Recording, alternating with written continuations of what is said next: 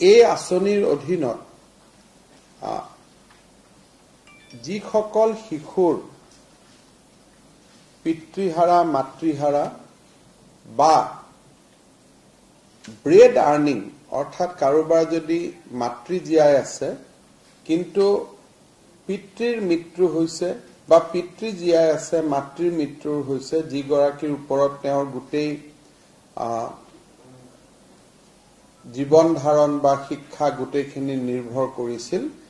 তেনেকুৱা শিশুলৈ আমি মাহত ৩,৫০০ টকা ৩,৫০০ টকাকৈ আমি আগবঢ়াম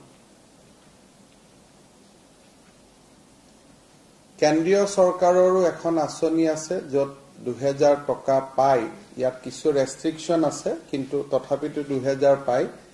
য'ত য'ত প্ৰয়োজন আমি কেন্দ্ৰীয় চৰকাৰৰ আঁচনিখনৰো সহায় ল'ম কিন্তু মেকানিজমটো যিয়েই নহওক কিয়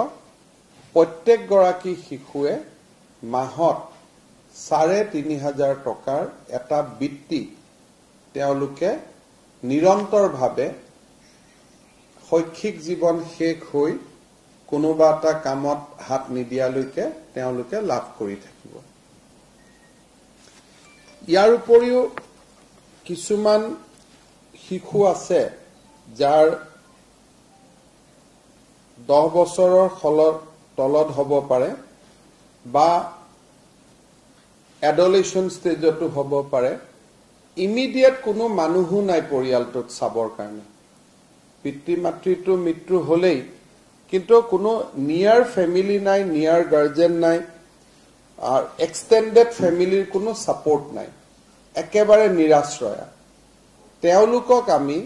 গোৱালপাৰাৰ সৈনিক স্কুলতে হওক বা কস্তুৰবা গান্ধী স্কুলতে হওক বা নবোদয় বিদ্যালয়তে হওক আমি যি ধৰণে পাৰো